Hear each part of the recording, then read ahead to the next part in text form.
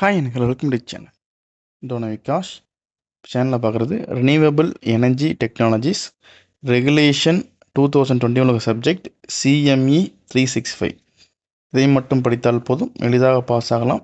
Pass ஈஸின் RET. WhatsApp channel name pass easy. Instagram ID Vignesh டோன Vikas. WhatsApp channel லிங்க்கும் இன்ஸ்டாகிராம் லிங்க்கும் டிஸ்கிரிப்ஷனில் இருக்கும், ஜாயின் பண்ணிக்கலாம்.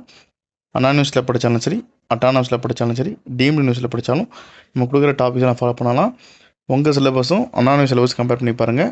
90% மேட்ச் ஆச்சுன்னா நம்ம கொடுக்குற எல்லா டாபிக்ஸும் நீங்கள் ஃபாலோ பண்ணிக்கலாம். இந்த QR கோடை ஸ்கேன் பண்ணிங்க அப்படின்னா உங்களுக்கு டோன விகாஸ் யூடியூப் சேனலோட மெம்பர்ஷிப் பேஜ் ஓப்பன் ஆகும்.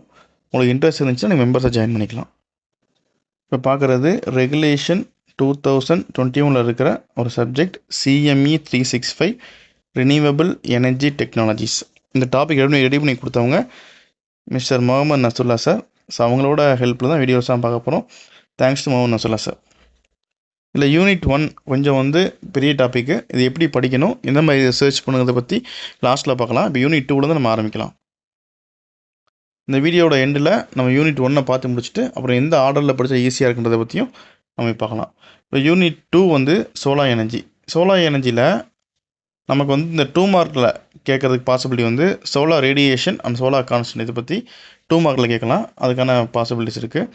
அப்புறம் சோலார் ரேடியேஷன் மெஷரிங் இன்ஸ்ட்ருமெண்ட்ஸ். இதில் பார்த்திங்கன்னா ஒரு 4 இன்ஸ்ட்ருமெண்ட்ஸ் இருக்குது. இதில் 4மே கொஞ்சம் பார்த்துக்கணும். அது 30 மார்க்கில் கேட்கலாம். பைரனோமீட்டர், பைர்ஹெலியோமீட்டர், சன்ஷைன் ரெக்கார்டர், அப்புறம் பிக்கோஷ் மீட்டர். மொத்தம் 4 இருக்குது. 4மே 13 மார்க்கில் கேட்கலாம். நோட்ஸ் சின்ன நோட்ஸுக்கு ஷார்ட் நோட்ஸ் கொடுக்க சொல்லிவிட்டு 1 2 3 4 4மே கொடுக்கலாம், சரிங்களா. அப்புறம் solar thermal collectors. Solar thermal கலெக்டரில் நமக்கு 2 டைப் இருக்குது. ஒன்று ஃப்ளாட் பிளேட் கலெக்டர், இன்னொன்று கான்சன்ட்ரேட்டிங் டைப் கலெக்டர். இந்த ஃப்ளாட் பிளேட் கலெக்டர் இண்டிவிஜுவலாகவும் 13 மார்க்கும், கான்சன்ட்ரேட்டிங் டைப் கலெக்டர் இண்டிவிஜுவல் 13 மார்க்கும் கேட்கலாம். நம்ம அப்படி இல்லை அப்படின்னா ஸ்பிளிட் அப்பில் கேட்டாங்கன்னா இதை ஒரு 6 மார்க்கும், இதில் 7 மார்க்கும் கேட்கலாம். அப்படி இல்லைனா மேஜர் என்ன கேட்பாங்க அப்படின்னா ஸ்பிளிட் அப் கேட்காம, அதாவது ஸ்பிளிட்டாக கேட்காம டிஃப்ரென்ஷியேட் பண்ண சொல்லுவாங்க. நமக்கு differentiate between flat plate and concentrate collector கேட்பாங்க. இல்லை அப்ளிகேஷன் அட்வான்டேஜ் இந்த மாதிரி கேட்பாங்க, சரிங்களா. அதனால் ஃப்ளாட் பிளேட் கான்சன்ட்ரேட் பற்றி ரொம்ப தெளிவாக படிச்சுக்கணும். எது ஹையர் எஃபிஷியன்சி இதை பற்றியும் தெரிஞ்சுக்கணும்.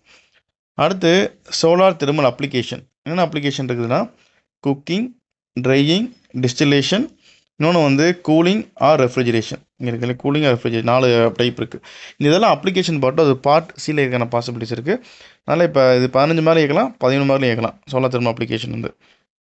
அடுத்து சோலார் பாண்டை பற்றி 2 மார்க் கேட்கலாம், 13 மார்க் கேட்கலாம். Solar PV systems. இது பார்த்தோன்னா ஸ்டாண்டலோன் சிஸ்டம் தனியாக இருக்குது, கிரிட் கனெக்ட் சிஸ்டம் தனியாக இருக்குது.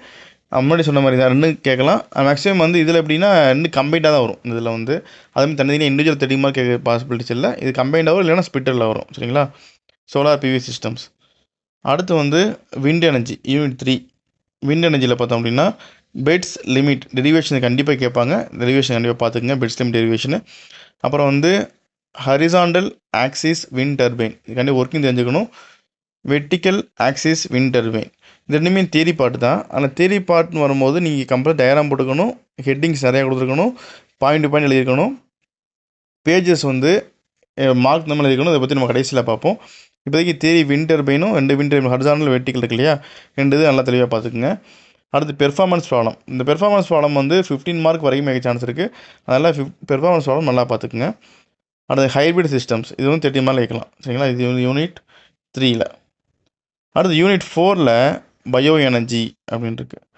பயோ எனர்ஜியில் first bio resources and biofuel, இது 2 மார்க் கேட்கலாம். அடுத்து பயோமாஸில் பார்த்தோம் அப்படின்னா உங்களுக்கு 4 இருக்குது. பயோமாஸை பொறுத்த வரைக்கும் first direct combustion, thermochemical conversion, biochemical conversion, mechanical conversion அப்படின்னு 4 இருக்குது. இது 4மே பார்த்தீங்கன்னா ரொம்ப அதாவது 30 மார்க் கேட்கறதுக்கு அளவுக்கு பெரிய கொஷின் இல்லை. ஆனால் 2 மார்க்லேருந்து 4 மார்க் வரைக்கும் இதுலேருந்து வரலாம், சரிங்களா. அதை பார்த்துக்குங்க. அடுத்து பயோமாஸ் கேசிஃபையர், அதோட டைப்ஸ். இது ரொம்ப இம்பார்ட்டண்டான கொஷின். Biomass கேசிஃபையர் types. அடுத்து கோஜென்ரேஷன். கோஜென்ரேஷன் பார்த்தோம் அப்படின்னா 6 மார்க்கில் கேட்கலாம்.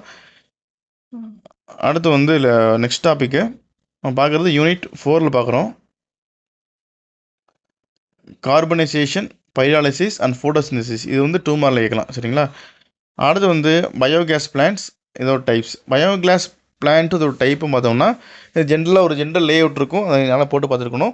இது 13 மாடலையும் இயக்கலாம், அதே மாதிரி 15 மாடலையும் இயக்கலாம். சரிங்களா, பார்ட் வீலையும் இயக்கலாம், பார்ட்ஸ்லையும் இயக்கலாம். தெளிவாக பார்த்துக்குங்க. அடுத்து வந்து bio diesel and ethanol production. இது வந்து பார்த்தோன்னா 7 மார்க்குலேருந்து 8 மார்க் வரைக்கும் கேட்க சான்ஸ் இருக்குது. பயோ டீசலும் எத்தனால் ப்ரொடக்ஷனும். சரிங்களா.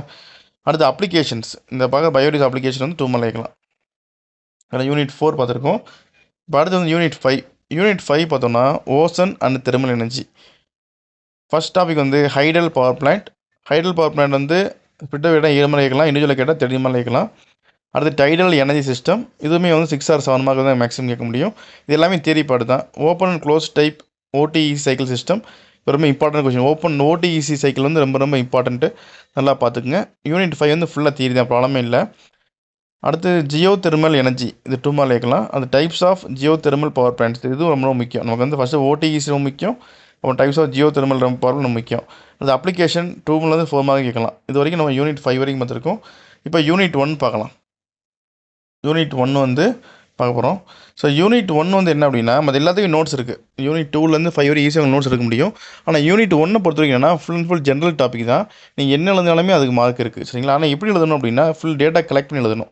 இப்போ Indian energy scenario various sector. ஆனால் வேரியஸ் நிறையா இருக்குது செக்டர். இந்த பவர் செக்டர் இருக்குது, எனர்ஜி செக்டர் இருக்குது, அப்புறம் வந்து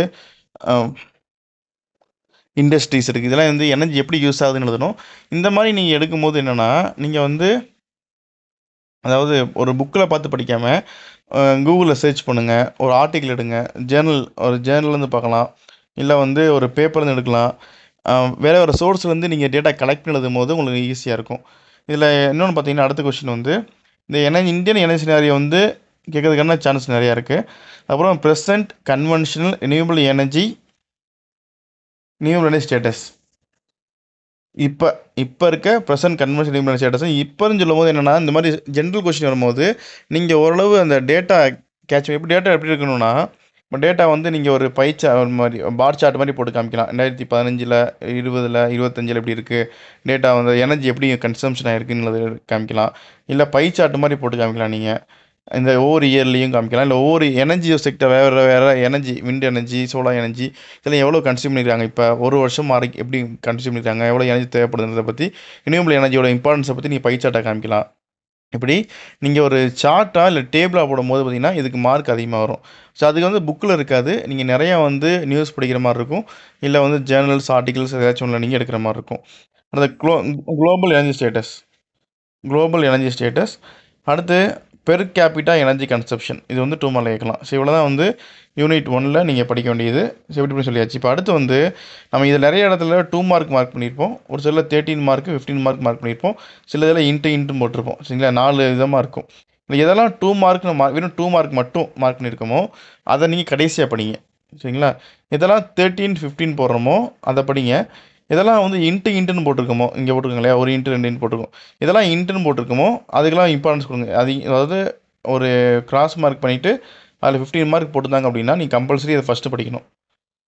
கிராஸ் மார்க் போட்டு 13 மார்க் போட்டிருந்தாங்க அப்படின்னா அது செகண்ட் ப்ரிஃபரன்ஸு. கிராஸ் மார்க் போட்டு 2 மார்க் போட்டிருந்தாங்க அப்படின்னா அது தேர்ட் ப்ரிஃபரன்ஸ். இப்படி வச்சுக்கோங்க. இந்த மாதிரி ஒரு சிலதில் வந்து நம்ம மேக்ஸிமம் எல்லாத்துலேயும் நம்ம கிராஸ் பண்ணியிருப்போம். எந்த இம்பார்ட்டன்ஸை படிக்கணும்னு பார்த்துங்க. அதில் நீங்கள் படிச்சிங்க அப்படின்னா ஃபஸ்ட்டு அந்த ஆர்டரில் படிச்சுட்டு வாங்க. அப்படின்னா உங்களுக்கு ஓரளவு முக்கியமான கவர் ஆயிரும். அப்புறம் ஒவ்வொரு இம்பார்ட்டன்ஸை படித்து வரும்போது உங்களுக்கு சிலபஸ் ஈஸியாக கவர் ஆயிரும். சரிங்களா. இவ்வளோ தான். எந்த ஆர்டரில் படிக்கணும் அப்படின்னு பார்த்தோம் அப்படின்னா, நமக்கு ஆர்டர் ஆஃப் வந்து யூனிட் 5 ரொம்ப easy. Unit 5, unit 3, unit 4, unit 2, லாஸ்ட்டாக வந்து யூனிட் 1 நீங்கள் படிக்கிறத வச்சுட்டு அப்படியே எழுதிடுங்க. சரிங்களா. இதான் வந்து கொடுக்குற இம்பார்ட்டன்ஸ் ஆஃப் டாபிக்ஸ். இந்த வீடியோ பிடிச்சா லைக் பண்ணுங்கள், உங்கள் ஃப்ரெண்ட்ஸ் தேவை ஷேர் பண்ணுங்கள், தொடர்ந்து சேனலை சப்போர்ட் பண்ணுங்கள், சப்ஸ்கிரைப் பண்ணுங்கள். நன்றி.